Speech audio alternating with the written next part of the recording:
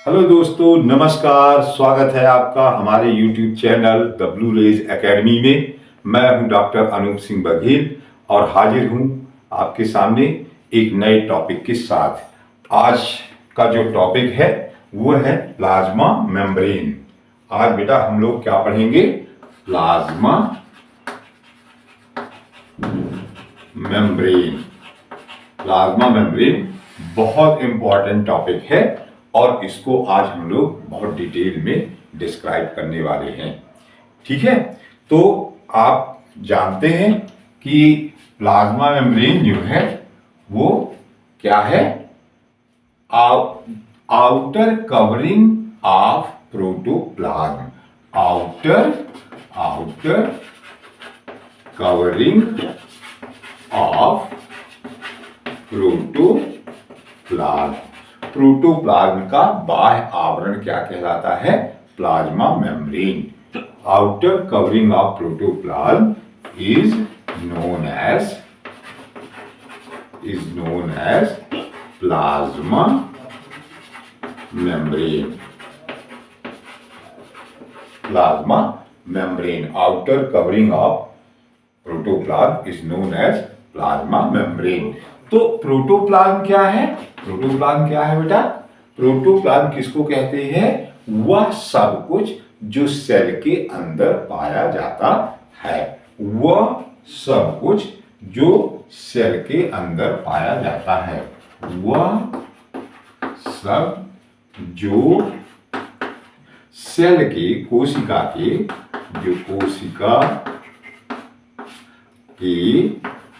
अंदर पाया जाता है। कोशिका के अंदर पाया जाता है। कोशिका के अंदर पाया जाता है उसको क्या कहते हैं? प्रोटोप्लाज्म कहते हैं। प्रोटोप्लाज्म कहलाता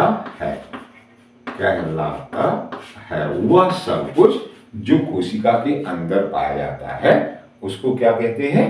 प्रोटोप्लाज्म कहते हैं। ठीक है, प्रोटोप्लाज्म कहते हैं। प्रोटोप्लाज्म शब्द दो है वो किसने दिया है? प्रोटोप्लाज्म शब्द किसने दिया है? Protoplasm term is given by पुरकिंजे। ठीक है, पुरकिंजे ने प्रोटोप्लाज्म शब्द दिया है।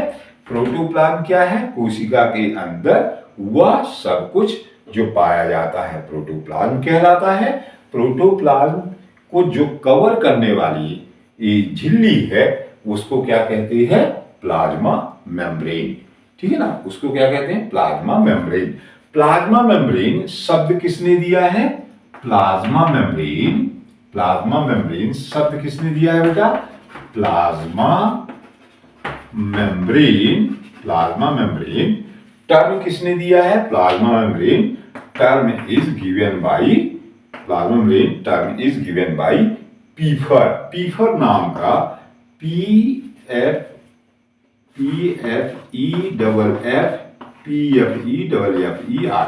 पीफर नाम का वैज्ञानिक जो है उसने सबसे पहले क्या प्लाज्मा मेम्ब्रेन शब्द दिया है। ठीक है ना, प्लाज्मा मेम्ब्रेन शब्द किसने दिया है? पीफर ने दिया है। ठीक है, इसके बाद सेल मेम्ब्रेन, इसको प्लाज्मा मेम्ब्रेन को और क्या कहते हैं? Cell membrane. प्लाज्मा मेम्ब्रेन को और क्या कहते हो बेटा? Cell membrane. ठीक है, सेल मेम्ब्रेन इसको क्या कहते हैं? सेल मेम्ब्रेन भी कहते हैं। और सेल मेम्ब्रेन शब्द दिया है किसने? नगेली नगेली एंड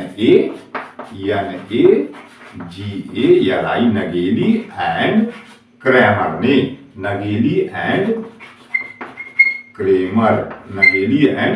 ने क्या दिया है? सेल मेम्ब्रेन शब्द किसने दिया है? नगेली एंड क्रेमर ने।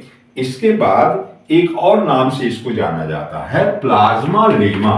प्लाज्मा मेम्ब्रेन को प्लाज्मा लेमा के नाम से भी जाना जाता है। Plasmalemma. ठीक है, प्लाज्मा लेमा। प्लाज्मा मेम्ब्रेन को प्लाज्मा लेमा के नाम से भी जाना जाता है और plasmalemma term is given by Plowe. Plowe नाम का PLOW प्लो नाम का वैज्ञानिक जो है उसने प्लाज्मा मेम्ब्रेन को क्या कहा है? Plasmalemma. ठीक है, एक टर्म और है इसके लिए कि इसको यूनिट मेम्ब्रेन भी कहते हैं। प्लाज्मा मेम्ब्रेन को यूनिट मेम्ब्रेन, इकाई झिल्ली भी कहते हैं। Unit membrane. ठीक है, यूनिट मेम्ब्रेन। ठीक है, unit membrane term is given bye Robertson. Robertson ने ROBERTSON रॉबर्टसन ने क्या किया है? क्या नाम दिया है? Unit membrane. तो इस तरह से ये क्या है कि इसके टर्म है। प्लाज्मा मेम्ब्रेन शब्द पीफर ने दिया है। इसी को प्लाज्मा मेम्ब्रेन को सेल मेम्ब्रेन किसने किया है? नागेली एंड क्रैमर ने। फिर प्लाज्मा लेमा, प्लाज्मा मेम्ब्रेन को प्लाज्मा लेमा कहा है किसने? प्लो नामक वैज्ञानिक ने। और इसी प्लाज्मा मेम्ब्रेन को यूनिट मेम्ब्रेन कहा है किसने? रॉबर्टसन ने कहा है। यूनिट मेम्ब्रेन इसको किसने कहा है? रॉबर्टसन ने कहा है। ठीक है ना। इसके बाद जो है इसमें अपने को नेक्स्ट है इसके प्लाज्मा मेम्ब्रेन के कैरेक्टर, प्लाज्मा मेम्ब्रेन के लक्षण, है ना। प्लाज्मा मेम्ब्रेन के कुछ 2-3 कैरेक्टर, हालांकि अपने को डिस्क्राइब तो करना ही है ना। तो नेक्स्ट हेडिंग आप डालेंगे प्लाज्मा मेम्ब्रेन के कैरेक्टर्स। ठीक है, characters of plasma membrane, plasma membrane के कैरेक्टर। ठीक है, तो प्लाज्मा मेम्ब्रेन का कैरेक्टर क्या है? पहला कैरेक्टर है outer covering of protoplasm. Outer covering of protoplasm.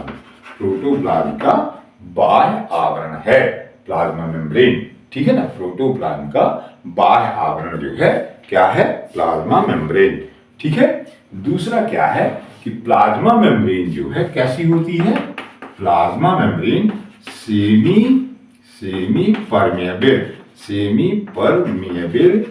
Semi permeable होती है, अर्धपारगम्य झिल्ली होती है। प्लाज्मा मेम्ब्रेन कैसी होती है? अर्धपारगम्य झिल्ली होती है, जो क्या करती है? सॉल्वेंट मॉलिक्यूल्स को या सॉल्वेंट को तो फुली आने जाने देती है, लेकिन क्या करती है? जो सॉल्यूट मॉलिक्यूल्स हैं उनको क्या करती है? कुछ को आने जाती है, कुछ को आने जाने नहीं देती है ना। तो इसलिए इसे कभी कभी सेलेक्टिव परमेबल भी कहते हैं। सेलेक्टिव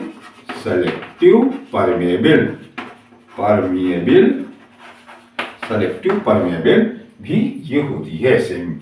इसके बाद नेक्स्ट है, अगला कैरेक्टर है कि ये क्या है? सेक्रीशन का भी काम करती है। श्रावण का काम, सेक्रीशन का काम करती है। किसमें आपने पढ़ा है? Golgi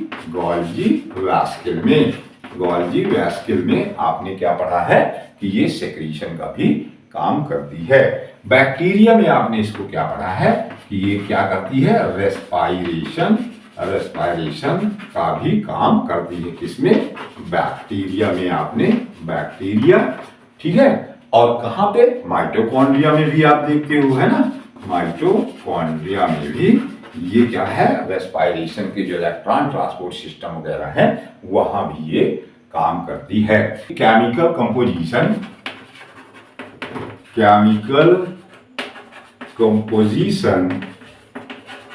composition of PM। ठीक है, प्लाज्मा मेम्ब्रेन का रासायनिक संगठन। प्लाज्मा मेम्ब्रेन मुख्यतया दो कंपोनेंट से मिलकर के बनी होती है। नंबर 1 है प्रोटीन और दूसरा है क्या? लिपिड। ठीक है, प्रोटीन और लिपिड। प्रोटीन होती है 60% और लिपिड होती है 40%। ठीक है ना। प्रोटीन कितनी होती है? 60% और लिपिड होती है 40% बाई ड्राई वेट। ठीक है ना, ड्राई वेट। पहले अपन पढ़ लें क्या, प्रोटीन।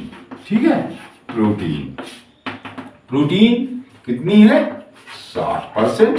कार्य के आधार पर प्लाज्मा मेम्ब्रेन में प्रोटीन 3 प्रकार की होती है।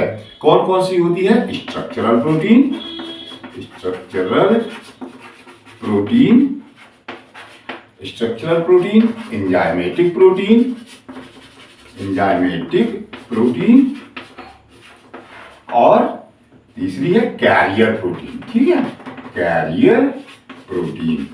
ठीक है, कैरियर प्रोटीन। तो कार्य के आधार पर प्लाज्मा मेम्ब्रेन में प्रोटीन कितने प्रकार की होती है, 3 प्रकार की होती है।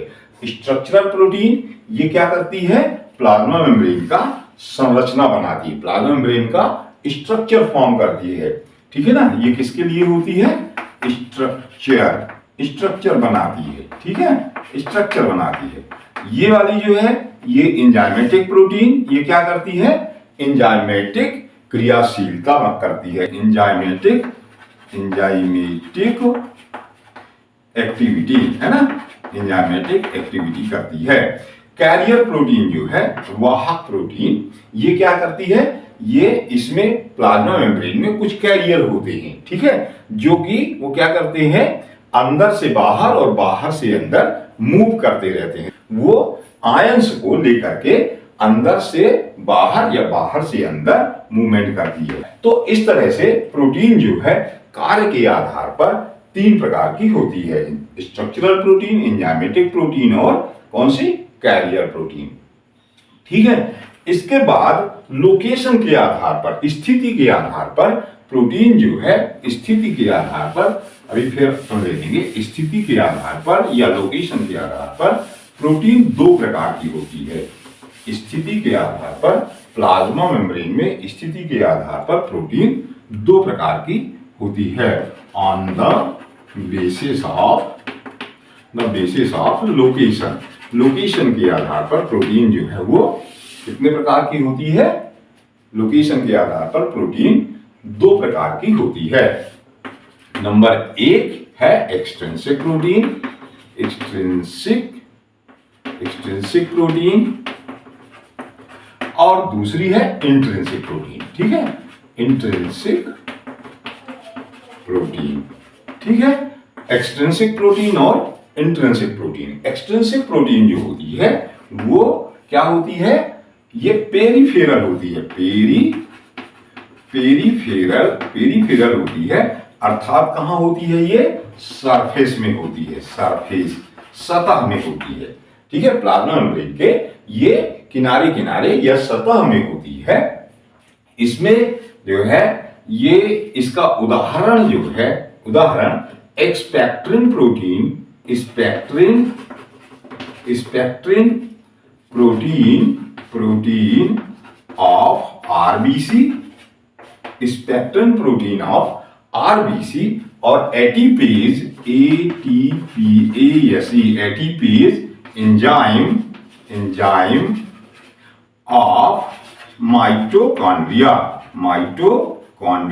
ठीक है ना, mitochondria, ATPase enzyme of mitochondria, spectrin protein of RBC, ये कैसी प्रोटीन है, एक्सट्रिंसिक प्रोटीन है। ठीक है, और इंट्रिंसिक प्रोटीन जो है, ये क्या है इंटीग्रल प्रोटीन है, इंटीग्रल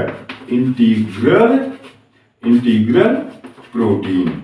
ये कैसी प्रोटीन है बेटा, इंटीग्रल प्रोटीन है, मतलब जो प्लाज्मा मेम्ब्रेन में अंदर धसी हुई होती है, वो कौन सी प्रोटीन है, इंट्रिंसिक प्रोटीन है। इंटीग्रल कह सकते हो या इंटरनल, ये सरफेस में थी और ये कहां है, इंटरनल है। ठीक है ना, इंटरनल प्रोटीन है। इसके उदाहरण क्या है, इसके उदाहरण जो है, एग्जाम्पल जो है वो rhodopsin, RHODOPSIN, rhodopsin of RBC, और साइटोक्रोम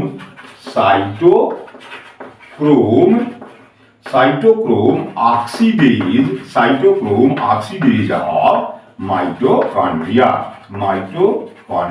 ठीक है ना, cytochrome oxidase of mitochondria, rhodopsin protein of RBC. ये किसके एग्जाम्पल है बेटा, एक्सट्रिंसिक प्रोटीन के। ठीक है ना। तो इस तरह से जो प्रोटीन है वो फंक्शन के आधार पर 3 प्रकार की है, स्ट्रक्चरल प्रोटीन, एंजाइमेटिक प्रोटीन और कैरियर प्रोटीन। जो स्ट्रक्चरल प्रोटीन है वो क्या करती है, प्लाज्मा मेम्ब्रेन की संरचना में भाग लेती है। एंजाइमेटिक प्रोटीन है जो प्लाज्मा मेम्ब्रेन के एंजाइमेटिक एक्टिविटी में कार्य करती है। और जो कैरियर प्रोटीन है जैसे लेस्थिन प्रोटीन है वो क्या करती है, आयंस को बाहर से अंदर ले आने या ले जाने का काम करती है। ठीक है ना। तो इस तरह से जो प्रोटीन है फंक्शन के आधार पर वो 3 प्रकार की। इसी प्रकार से एक दूसरा क्लासिफिकेशन है on the basis of location, स्थिति के आधार पर 2 प्रकार की है, एक्सट्रिंसिक प्रोटीन और इंट्रिंसिक प्रोटीन। एक्सट्रिंसिक प्रोटीन जो है वो पेरिफेरल है यानी सरफेस में पाई जाती है। उदाहरण है स्पेक्ट्रिन प्रोटीन ऑफ आरबीसी और एटीपेज एंजाइम ऑफ माइटोकॉन्ड्रिया। दूसरी है इंट्रिंसिक प्रोटीन, इंटीग्रल प्रोटीन है और ये कहां पाई जाती है, अंदर पाई जाती है, धसी हुई होती है ये। इसका उदाहरण है रोडोप्सिन ऑफ आरबीसी और साइटोक्रोम ऑक्सीडेज ऑफ माइटोकॉन्ड्रिया। तो इस तरह से ये प्रोटीन हो गया। इसके बाद नेक्स्ट है लिपिड। ठीक है ना। नेक्स्ट है लिपिड। लिपिड कितना है बेटा, लिपिड पाया जाता है कितना, 40%। लिपिड कितना है, 40%। ठीक है। लिपिड जो है, लिपिड कितना है, 40%। ठीक है। लिपिड 40% लिपिड पाया जाता है। लेकिन ह्यूमन माइलिन सेल जो होती है, human myelin cells, human myelin cell जो है उनमें जो ये है लिपिड है ह्यूमन माइलिन सेल में, वो कितनी होती है, 20%। कितनी होती है, 20%। ह्यूमन माइलिन सेल में 20%। सॉरी, ये जो है इसको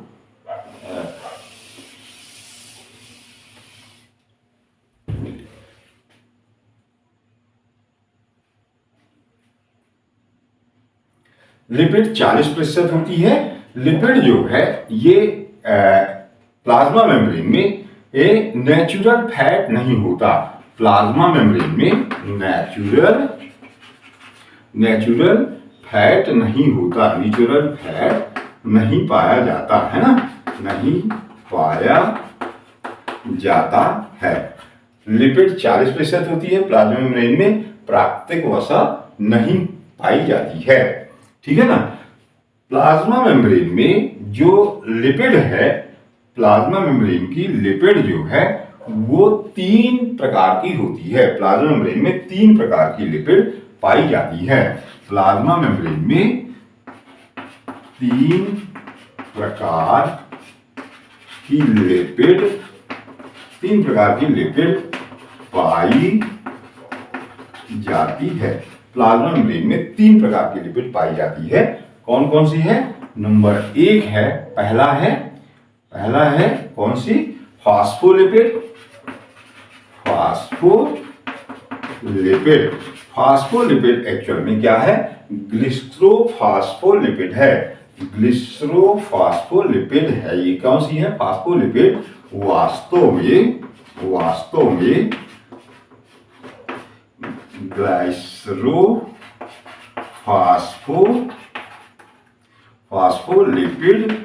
ग्लिसरोफास्फोलिपिड है। इसके उदाहरण क्या है, लेसिथिन,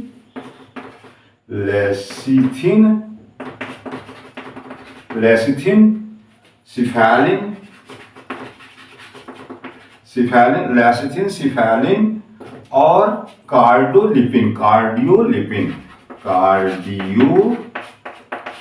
कार्डियोलिपिन जो है, कार्डियोलिपिन ये क्या है, वास्तव में ग्लिसरोफास्फोलिपिड है, जैसे लेस्थिन, सिफैलिन और कार्डियोलिपिन। दूसरी क्या है, ग्लाइकोलिपिड।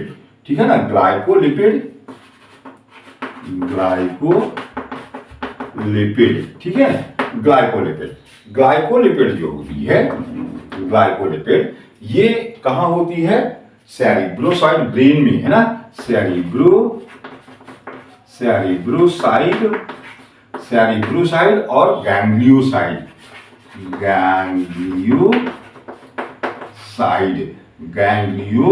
साइड, ठीक है, सेरिब्रोसाइड और गैंग्लियोसाइड, ये क्या है, ग्लाइकोलिपिड हैं, जो किसमें, प्लाज्मा मेम्ब्रेन के लिपिड में पाई जाती हैं। इसके बाद एक तीसरी है, थर्ड क्या है, तीसरी है स्टीरॉल, ठीक है। स्टीरॉल में कौन से, जैसे कोलेस्टेरॉल,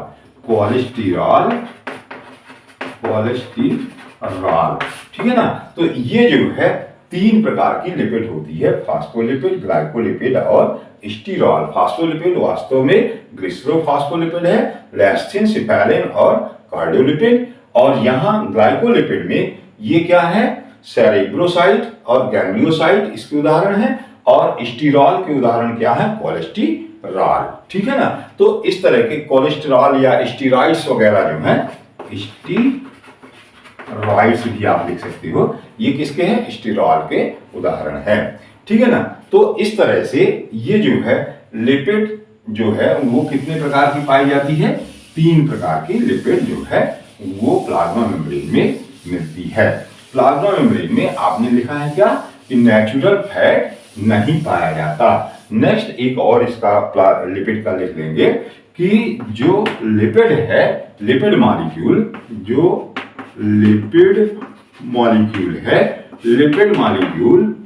2 भागों से मिलकर बना होता है, दो भागों से मिलकर बना होता है,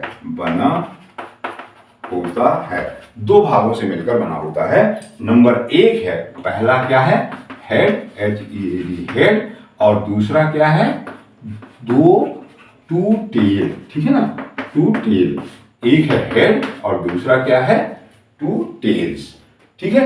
ये जो हेड है ये किसका बना होता है, ग्लिसरॉल का, ग्लिसरॉल का बना होता है, और ये कैसा होता है, हाइड्रोफिलिक होता है, हाइड्रोफिलिक होता है, जल स्नेही होता है।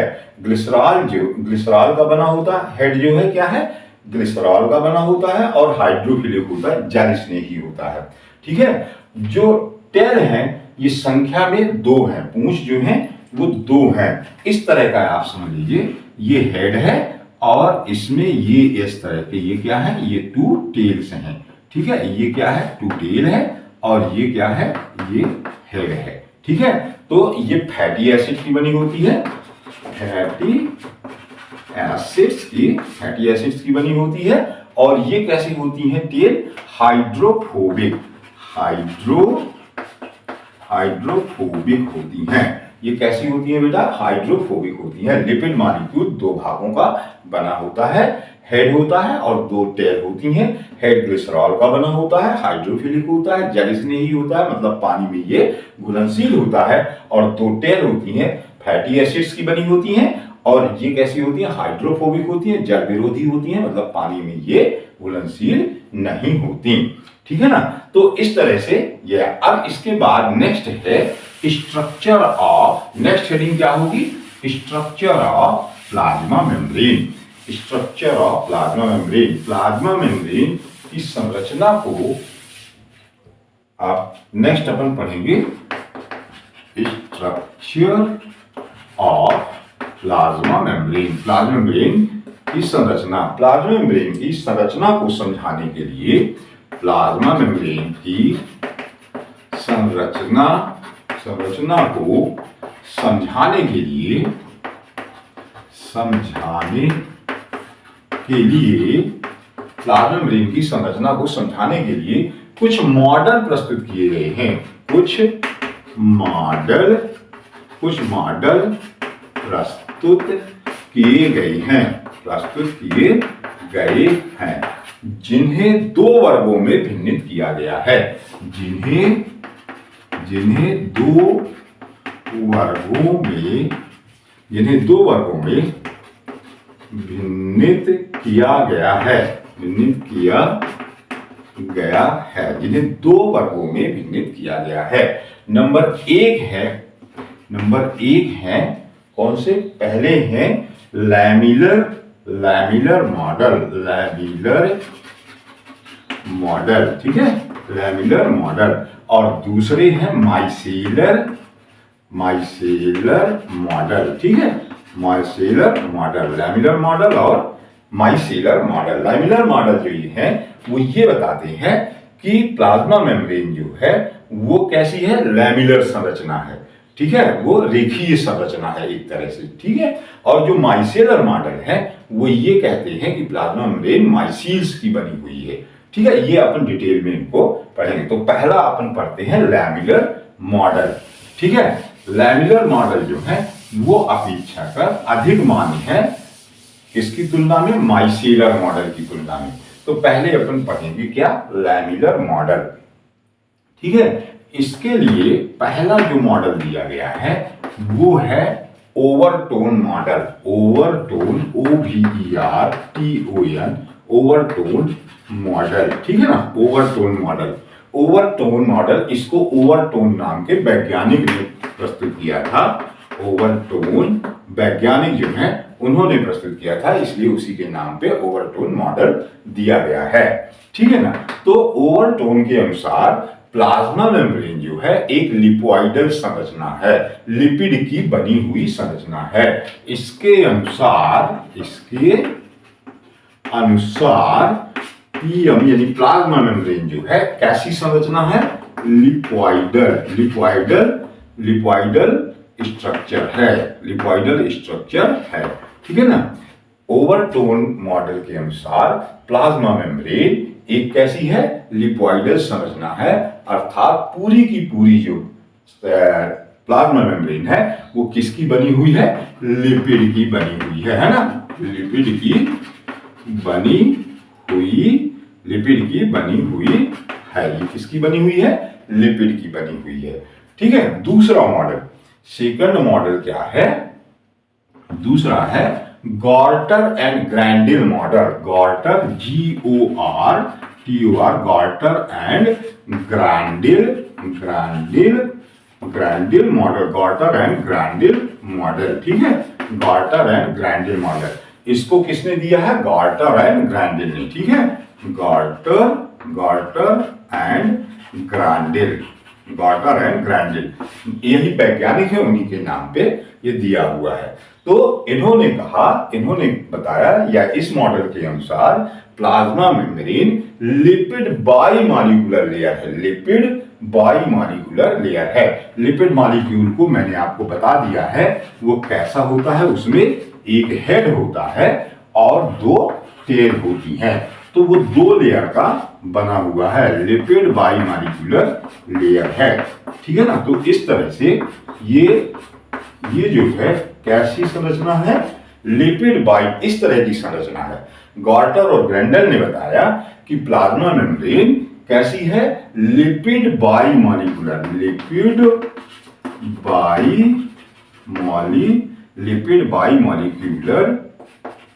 स्ट्रक्चर है, मतलब कि लिपिड के दो लेयर का बना हुआ है, लिपिड बाईमॉलिक्यूलर लेयर स्ट्रक्चर है, बाई लेयर, ठीक है ना। तो ये क्या है, लिपिड, ये दो मॉलिक्यूल्स, ठीक है, लिपिड बाईमॉलिक्यूलर, ठीक है ना, बाईमॉलिक्यूलर स्ट्रक्चर है। ये किसने बताया है, गॉर्टर एंड ग्रैंडिल ने। इसके बाद एक नेक्स्ट मॉडल है, अगला मॉडल है कि butter sandwich model.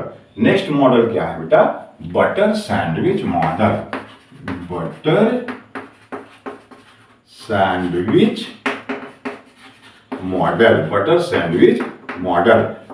Sandwich model, इसको दिया है बाई डॉसन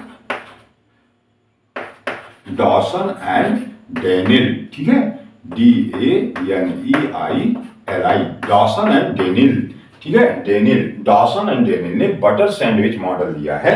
उनका कहना यह है कि जो प्लाज्मा मेम्ब्रेन है वो दो प्रोटीन मोनोमॉलिक्यूलर लेयर से मिलकर बनी होती है, दो प्रोटीन मोनोमॉलिक्यूलर लेयर से मिलकर बनी होती। प्लाज्मा मेम्ब्रेन कैसी है, दो प्रोटीन मोनोमॉलिक्यूलर लेयर से मिलकर बनी होती है और जिनके बीच में एक लिपिड बाईमॉलिक्यूलर लेयर स्थित होती है, एक लिपिड बाईमॉलिक्यूलर लेयर स्थित होती है। ये दो क्या है बेटा, प्रोटीन मोनोमॉलिक्यूलर लेयर है।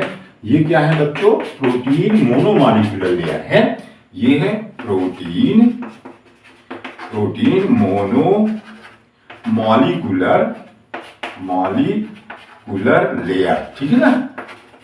प्रोटीन मोनोमॉलिक्यूलर लेयर, ये भी क्या है, प्रोटीन मोनोमॉलिक्यूलर लेयर, ठीक है ना। प्रोटीन मोनोमॉलिक्यूलर लेयर जिनके बीच में एक लिपिड बाइमॉलिक्यूलर लेयर व्यवस्थित होती है।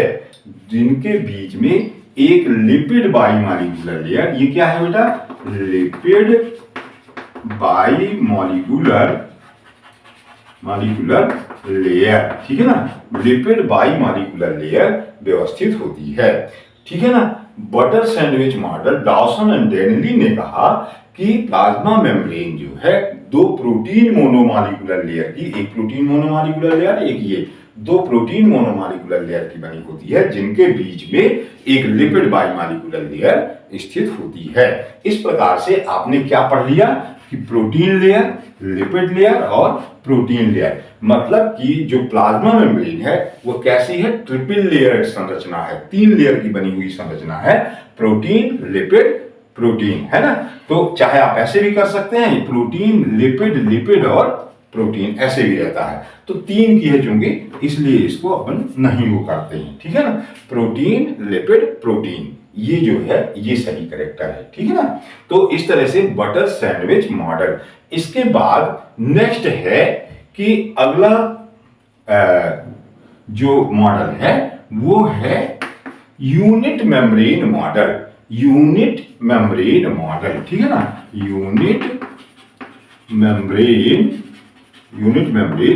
मॉडल, ठीक है ना बेटा। यूनिट मेम्ब्रेन मॉडल ये किसने दिया है, भाई रॉबर्टसन। आपको मैंने कहीं पे बताया है, रॉबर्टसन, है ना। रॉबर्टसन ने इसको प्रस्तुत किया है। रॉबर्टसन ने इसको दिया था, जहां ईयर जिस जगह पे जरूरत होगी मैं जरूर बताऊंगा। 1953 में रॉबर्टसन ने यूनिट मेम्ब्रेन मॉडल प्रस्तुत किया था। इस मॉडल के अनुसार प्लाज्मा मेम्ब्रेन जो है दो प्रोटीन मोनोमॉलिक्यूलर लेयर की बनी होती है, जिनके बीच में एक लिपिड बाइमॉलिक्यूलर लेयर स्थित होती है। यहां तक तो बटर सैंडविच मॉडल के जैसा है, लेकिन इन्होंने ये कहा कि ये प्रोटीन मोनोमॉलिक्यूलर जो लेयर होती हैं, इनका जो कॉन्स्टिट्यूशन होता है, जो इनका संगठन होता है, वो भिन्न होता है। बाहरी लेयर जो होती है, जो आउटर प्रोटीन लेयर होती है, वो क्या होती है, म्यूकोइड होती है। म्यूकोइड यानी म्यूको प्रोटीन की बनी होती है। इसको अपन इस तरह से कर सकते हैं, इसमें ये म्यूकोइड प्रोटीन है, मतलब इसका स्ट्रक्चर जो है ये दूसरे प्रकार का होता है, ठीक है ना। ये कैसा होता है, ये दूसरे प्रकार का है। जो यूनिट मेम्ब्रेन मॉडल है, रॉबर्टसन ने ये बताया कि प्लाज्मा मेम्ब्रेन जो है वो कैसी है, दो प्रोटीन मोनोमॉलिक्यूलर लेयर की बनी हुई है, लेकिन उसमें जो प्रोटीन लेयर है उसमें बाहरी लेयर कैसी होती है, म्यूकोइड होती है। ये क्या सी हो गई, आउटर प्रोटीन मोनोमॉलिक्यूलर लेयर हो गई, और ये आउटर प्रोटीन मोनोमॉलिक्यूलर लेयर जो है वो कैसी होती है, म्यूकोइड होती है, मतलब म्यूको प्रोटीन की बनी होती है। ये कैसी होती है बेटा, म्यूकोइड होती है, म्यूकोइड होती है। और जो इनर प्रोटीन लेयर है, इसको अपन क्या कहते हैं, inner, INNER, inner protein monomolecular layer. जो इनर प्रोटीन मोनोमॉलिक्यूलर लेयर होती है वो कैसी होती है, नॉन म्यूकोइड होती है। तो इसको इस तरह से रिप्रेजेंट कर देते हैं, ठीक है। इसको दूसरे कलर से अपन यहाँ पे, तो ये कैसी होती है, नॉन म्यूकोइड होती है, ठीक है। ये नॉन म्यूकोइड होती है। इस तरह से इन्होंने बताया कि क्या बताया कि यूनिट मेम्ब्रेन मॉडल में रॉबर्टसन ने बताया कि प्लाज्मा मेम्ब्रेन जो है वो क्या है कि दो प्रोटीन मोनोमॉलिक्यूलर लेयर की बनी होती है, जिनके बीच में क्या होती है, एक लिपिड बाइमॉलिक्यूलर लेयर होती है। दोनों प्रोटीन लेयर जो है वो अपने संगठन में भिन्न होती है। आउटर मेम्ब्रेन जो होती है वो कैसी होती है, म्यूकोइड होती है, यानी म्यूको प्रोटीन की बनी होती है, और जो इनर है वो कैसी होती है, नॉन म्यूकोइड होती है। ये कैसी होती है बेटा, इसको क्या होता है, नॉन म्यूकोइड, ठीक है ना, नॉन म्यूकोइड होती है। एक म्यूकोइड है आउटर वाली और इनर वाली कैसी है, नॉन म्यूकोइड है। एक करेक्टर इन्होंने और बताया कि जो लिपिड मॉलिक्यूल है, ये लिपिड मॉलिक्यूल जो है एक दूसरे के आमने सामने स्थित होते हैं। टेल जो होती है इनकी आमने सामने होती है, इनकी जो टेल है वो एक दूसरे की क्या होती है, आमने सामने होती है। मतलब कि दोनों प्रोटीन लेयर कैसी होती हैं, दोनों प्रोटीन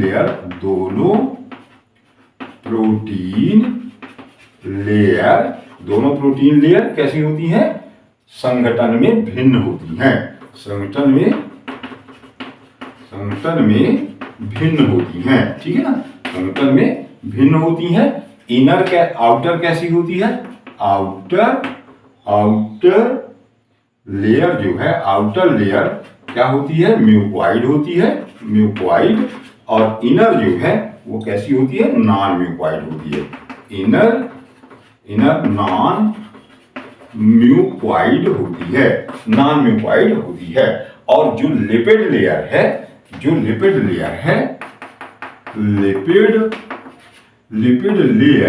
लिपिड लेयर कैसी होती है, लिपिड लेयर जो है उसके लिपिड लेयर में लिपिड मॉलिक्यूल के टेल, पूंछ जो है, लिपिड मॉलिक्यूल की टेल जो है वो आमने सामने होती है। तो आपको ये जो टेल है ये एक दूसरे के आमने सामने ठीक बनाना है, ठीक है ना, ऐसे बना लीजिएगा, ठीक है। ये जो टेल है एक दूसरे के आमने सामने आपको बनाना है। तो क्या हो गया, यूनिट मेम्ब्रेन मॉडल किसने दिया है, रॉबर्टसन ने दिया है, 1953 में दिया है। इसने बताया कि लिपिड प्लाज्मा मेम्ब्रेन जो है वो किसकी बनी होती है, दो प्रोटीन मोनोमॉलिक्यूलर लेयर की बनी होती है, जिनके बीच में एक लिपिड बाईमॉलिक्यूलर लेयर स्थित होती है। प्रोटीन लेयर जो है दोनों वो क्या होती है, अपने संगठन में भिन्न होती हैं। और बाहरी जो प्रोटीन लेयर होती है वो कैसी होती है, म्यूकोप्रोटीन की बनी होती है। जो इनर प्रोटीन लेयर है वो किसकी बनी होती है, इनर प्रोटीन लेयर जो है नॉन म्यूकोइड होती है। और लिपिड मॉलिक्यूल्स जो है उनके टेल एक दूसरे के आमने सामने होती है। इसके बाद एक है बेंसन्स मॉडल, नेक्स्ट है बेंसन्स मॉडल, ठीक है ना। बेंसन ने इसको दिया था, बेंसन मॉडल। इसका कहना यह है कि जो प्लाज्मा मेम्ब्रेन है उसमें प्रोटीन कैसी होती है, फोल्डेड प्रोटीन होती है, फोल्डेड प्रोटीन, इस तरह की फोल्डेड प्रोटीन होती है। और उसमें क्या होता है, हाइड्रोफोबिक एसोसिएशन पाया जाता है। हाइड्रोफोबिक एसोसिएशन वो किसको कहता है, कि जो टेल है वो इस प्रोटीन लेयर में ऐसे धंसी होती है। ये प्रोटीन लेयर में जो लिपिड मॉलिक्यूल की टेल है वो इस तरह से बेटा धंसी होती है। इसको कहते हैं हाइड्रोफोबिक, क्योंकि जो टेल है वो कैसी है, मैंने क्या बताया है, हाइड्रोफोबिक है ना, हाइड्रोफोबिक। तो टेल जो है वो क्या है, प्रोटीन लेयर से जुड़ी हुई है। ये क्या है, प्रोटीन लेयर है ना, प्रोटीन लेयर। तो बेंसन ने ये कहा कि जो प्लाज्मा मेम्ब्रेन की प्रोटीन है वो कैसी है, फोल्डेड प्रोटीन है। और उसमें क्या है, हाइड्रोफोबिक एसोसिएशन पाया जाता है। मतलब लिपिड मॉलिक्यूल की जो टेल है वो प्रोटीन लेयर से जुड़ी होती है, ठीक है ना।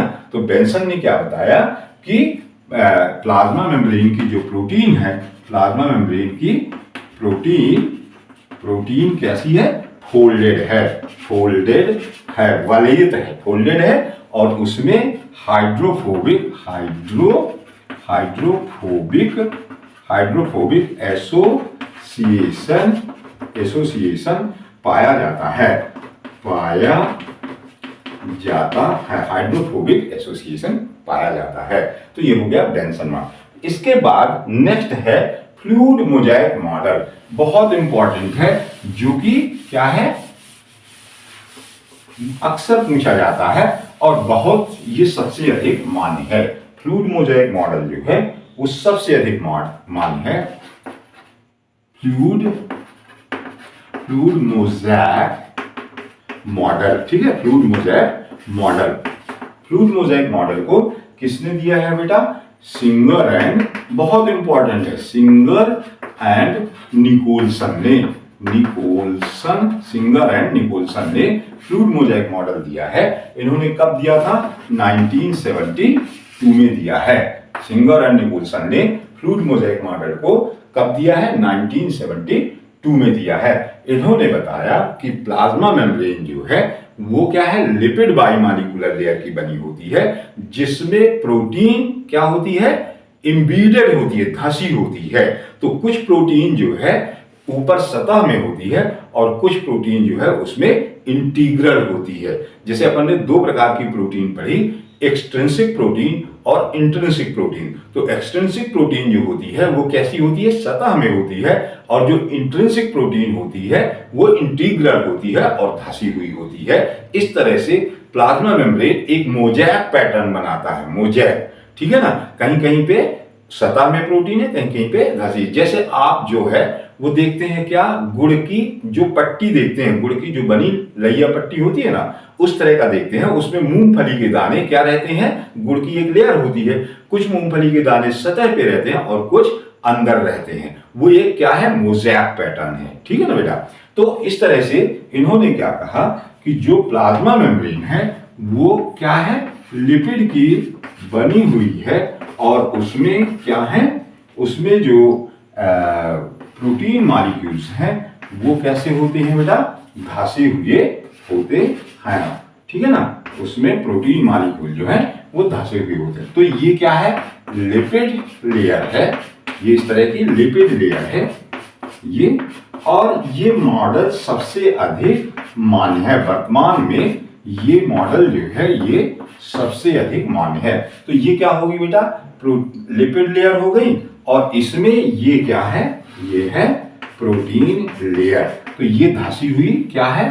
प्रोटीन लेयर है, बीच बीच में ये प्रोटीन लेयर है। तो ये कैसी है? ये प्रोटीन जो है इंट्रिंसिक प्रोटीन है, और ये जो प्रोटीन है बाहर ऐसे सतह में भी, इस तरह से सतह में भी प्रोटीन होती है ये, ठीक है। ये कैसी है? ये एक्सट्रिंसिक प्रोटीन है, ये जो है एक्सट्रिंसिक प्रोटीन हो जाएगी, ठीक है ना। ये है, ये एक्सट्रिंसिक प्रोटीन है। तो इस तरह से जो फ्लूइड मोज़ेक मॉडल है इसको सिंगर एंड निकोलसन ने दिया है। इसमें क्या है कि ये है एक्सट्रिंसिक प्रोटीन, एक्सट्रिंसिक प्रोटीन, और ये वाली जो है ये क्या है? Intrinsic protein. ये है इंट्रिंसिक प्रोटीन, ठीक है ना। एक्सट्रिंसिक प्रोटीन और इंट्रिंसिक प्रोटीन। तो एक्सट्रिंसिक प्रोटीन सतह पर स्थित है, और ये क्या है बेटा? लिपिड बाइमॉलिक्यूलर लेयर है ना, लिपिड बाइमॉलिक्यूलर लेयर है। अब क्या है कि प्लाज्मा मेम्ब्रेन में क्या होते हैं? कुछ स्टेरॉइड्स होते हैं, ग्लाइकोप्रोटीन होती है और ग्लाइकोलिपिड होती है, ठीक है ना। तो ये जो है इसमें क्या है कि कुछ और कार्बोहाइड्रेट भी होता है, 1 से 10%। देखिए प्रोटीन होती है 60%, लगभग 60%, ठीक है। लिपिड होती है लगभग 40%, और 1 से 10% तक क्या होता है बेटा? 1 से 10% तक होता है कार्बोहाइड्रेट,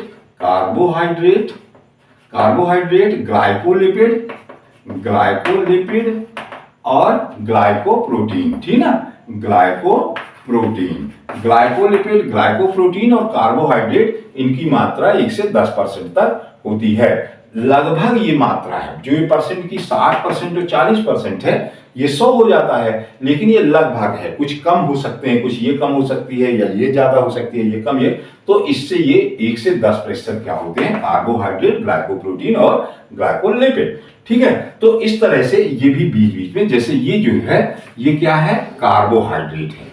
ये इंट्रिंसिक प्रोटीन से ऐसे कार्बोहाइड्रेट जो है वो भी जुड़े होते हैं, कार्बोहाइड्रेट, ठीक है ना। इसी से ग्लाइकोप्रोटीन भी जुड़ी होती है। ये क्या है? ऐसे ग्लाइकोप्रोटीन है, ये है ग्लाइकोप्रोटीन। ठीक है ना बेटा, ग्लाइकोप्रोटीन। इसी तरह से ग्लाइकोलिपिड भी होती हैं, वो लिपिड मॉलिक्यूल से सामान्यतः ऐसे जुड़ी जाती हैं। ये क्या है? ग्लाइकोलिपिड। ठीक है ना, ग्लाइकोलिपिड है। तो इस तरह से ये क्या है? Fluid molecule. स्टीरॉल जो है, कोलेस्ट्रॉल वगैरह जिनको आपने कहा है, कोलेस्ट्रॉल वगैरह ये इस तरह से बीच बीच में ऐसे धंसे रहते हैं। कोलेस्ट्रॉल वगैरह जो है वो कहाँ रहते हैं? ऐसे बीच बीच में धंसे रहते हैं। ये है कोलेस्टेरॉल। ठीक है ना, ये कोलेस्टेरॉल है। तो कोलेस्ट्रॉल जिनको स्टेरॉइड्स वगैरह कहते हैं, ये भी स्टेरॉइड्स जो है वो प्लाज्मा मेम्ब्रेन में होते हैं। तो इस तरह से ये क्या है? Fluid mosaic model. ये क्या है बेटा? Fluid mosaic model. ठीक है ना, फ्लूइड मोज़ेक मॉडल सिंगर और निकल्सन ने दिया है और ये सबसे अधिक मान्य है। तो इस तरह से ये पूरे जो मॉडल हैं अपन ने पढ़े, वो कौन से मॉडल हैं? लैमिलर मॉडल है। इसके बाद एक नजर थोड़ा सा अपन जान लें किसमें? माइसेलर मॉडल में। ठीक है, माइसेलर मॉडल। जो माइसेलर मॉडल है उसको, माइसेलर मॉडल को किसने दिया है? माइसेलर मॉडल को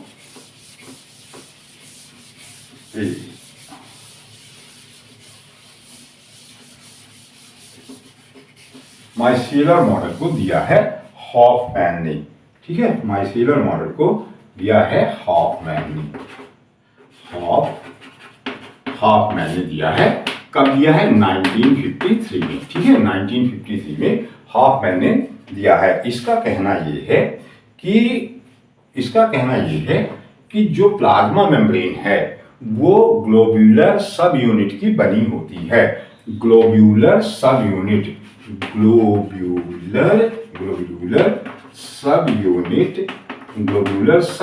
की बनी होती है। इसलिए माइसेलर मॉडल को कभी कभी सब यूनिट मॉडल भी कहते हैं, ग्लोब्यूलर सब यूनिट मॉडल भी कहते हैं। ये दूसरा क्या है बेटा?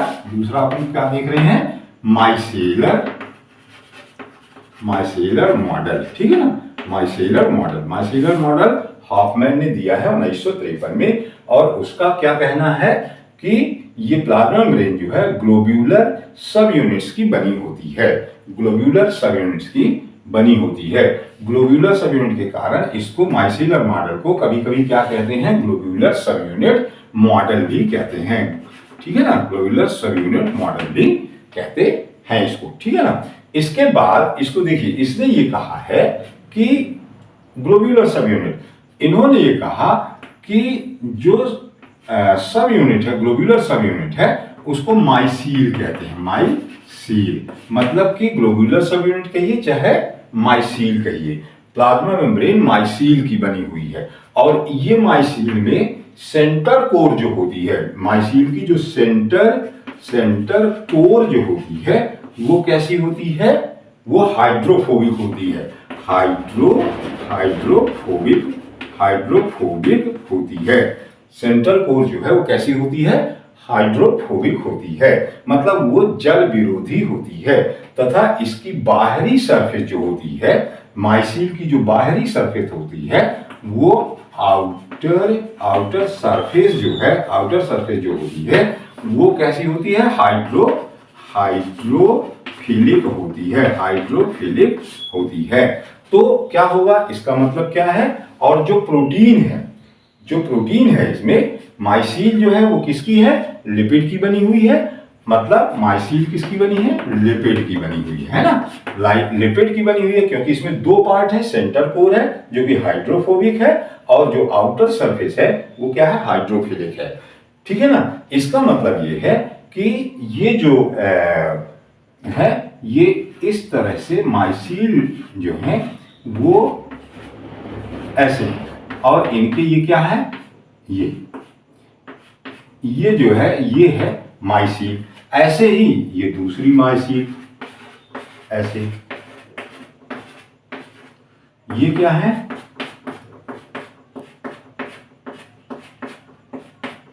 ये दूसरी माइसील। ऐसे ही माइसीलर मॉडल जो कहता है तो किसकी बनी है प्लाज्मा मेम्ब्रेन? ऐसे माइसील्स की बनी हुई है।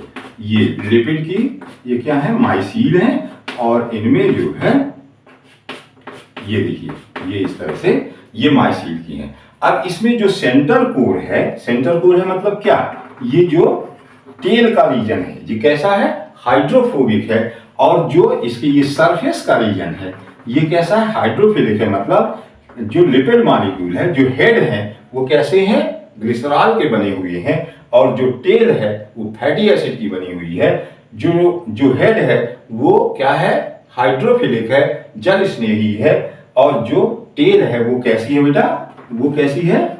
वो हाइड्रोफोबिक है। ठीक है ना? तो आउटर सरफेस में क्या है? हेड है, और ये कोर जो है, सेंटर कोर जो है वो हाइड्रोफोबिक है। इसकी जो प्रोटीन है, उन्होंने जो बताया कि जो प्रोटीन है वो फोल्डेड प्रोटीन है। वो कैसी है? फोल्डेड प्रोटीन है। ठीक है, तो इस तरह से इन्होंने ये प्रोटीन है, आउटर और इनर जो प्रोटीन है वो कैसी है बेटा? वो आउटर और इनर प्रोटीन इस तरह से फोल्डेड प्रोटीन है। तो प्लाज्मा मेम्ब्रेन का जो मॉडल है वो इस तरह का है। इन्होंने माइसीलर मॉडल, हॉफमैन ने क्या बताया है कि ये माइसीलर मॉडल जो है वो कैसे हैं लिपिड के बने हुए हैं, और उनके ऊपर और नीचे फोल्डेड प्रोटीन पाई जाती है। ठीक है ना? तो इस तरह से ये क्या हो गया? माइसीलर मॉडल। थोड़ा सा और एक वो है, तो ये पूरा हो गया क्या? Structure of plasma membrane. एक थोड़ा सा और टॉपिक बचा है, उसको अपन ले लें। ठीक है ना? उसमें क्या है कि प्लाज्मा मेम्ब्रेन की नेक्स्ट हेडिंग है सेल कम्युनिकेशन। बहुत इंपॉर्टेंट है, वो ज्यादा पूछा जाता है। Cell communication. ठीक है ना? Cell communication. ठीक है, सेल कम्युनिकेशन में क्या होता है कि ये एक तरह के जंक्शंस हैं जिसमें सेल एक दूसरे से जुड़ी होती है, या एक सेल की सूचनाएं या जो भी पदार्थ हैं वो दूसरे सेल में जाते हैं। सेल कम्युनिकेशन उसको कहते हैं। सेल कम्युनिकेशन क्या है? दो सेल्स के बीच सूचनाओं का आदान प्रदान या मटेरियल का आदान प्रदान जो है वो क्या कहलाता है बेटा? सेल कम्युनिकेशन कहलाता है। तो अब नेक्स्ट हेडिंग है क्या? Functions of plasma membrane. ठीक है ना? प्लाज्मा मेम्ब्रेन के कार्य। पहला क्या है? पहला फंक्शन है इसका, नंबर 1 है ट्रांसपोर्ट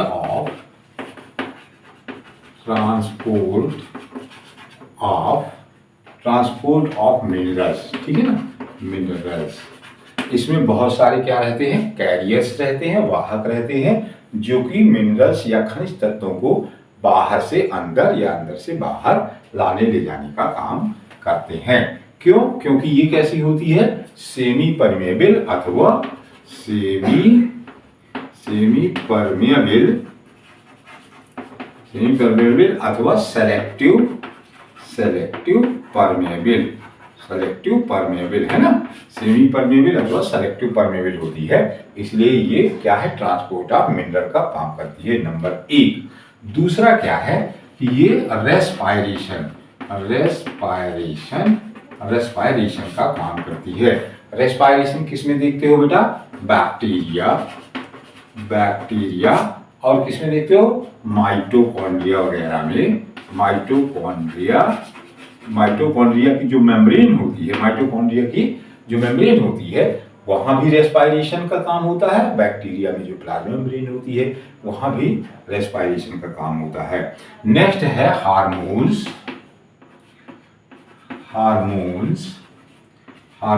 एंड एंटीजन का निर्माण। ठीक है ना? का निर्माण जो है वो भी प्लाज्मा मेम्ब्रेन में होता है। हार्मोन्स और एंटीजन का निर्माण भी किसमें होता है? प्लाज्मा मेम्ब्रेन में होता है। नेक्स्ट क्या है? जनरल सेक्रीशन, सामान्य श्रावण। जनरल सेक्रीशन, सामान्य श्रावण का काम जो है वो किसके द्वारा होता है? गोल्जी वेस्किल के द्वारा होता है। गोल्जी वेस्किल के द्वारा होता है। समान श्रावण का काम किसके द्वारा होता है? गोल्जी वेस्किल के द्वारा किया जाता है। नेक्स्ट कैरेक्टर एक है क्या कि exocytosis and endocytosis. Exocytosis and endocytosis. Exocytosis and endocytosis. Endocytosis जो है उसमें क्या क्या है? दो है। एक है पिनोसाइटोसिस और एक क्या है? फैगोसाइटोसिस, है ना।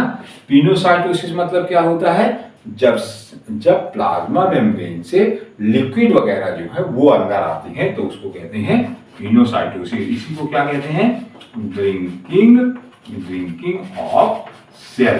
ठीक है, मतलब जब सेल जो है लिक्विड को भोजन के रूप में या अन्य पदार्थ के रूप में अंदर ग्रहण करती है तो उसको कहते हैं ड्रिंकिंग ऑफ सेल या पिनोसाइटोसिस। जब सेल सॉलिड मटेरियल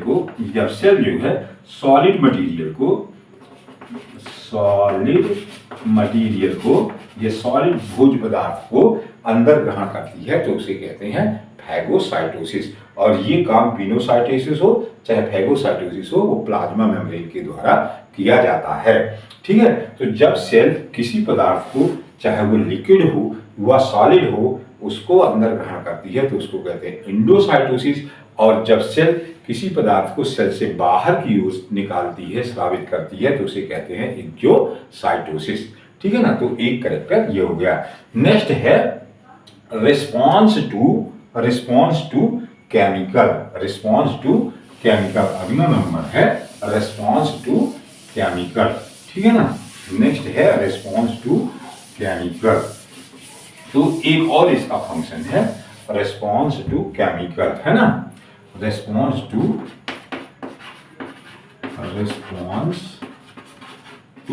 केमिकल।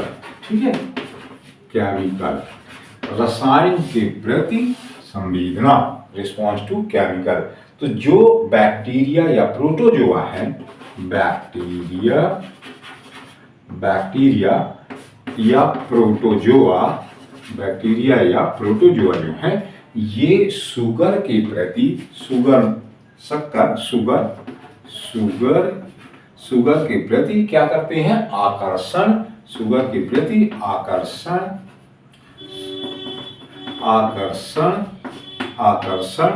करते हैं। ठीक है ना, उसकी तरफ आकर्षित होते हैं, शुगर के प्रति आकर्षण करते हैं। बैक्टीरिया या प्रोटोजोआ जो है वो शुगर के प्रति क्या करते हैं? आकर्षण करते हैं। जबकि ये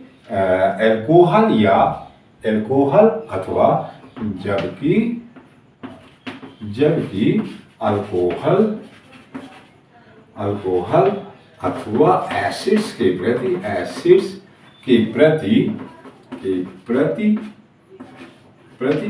प्रतिकर्षण करते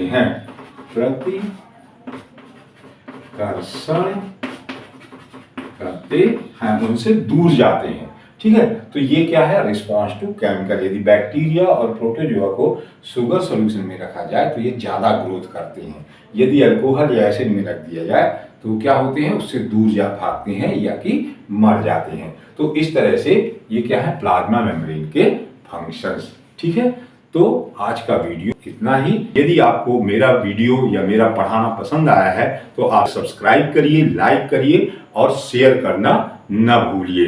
तो मिलते हैं हम अगले वीडियो में, तब तक के लिए धन्यवाद।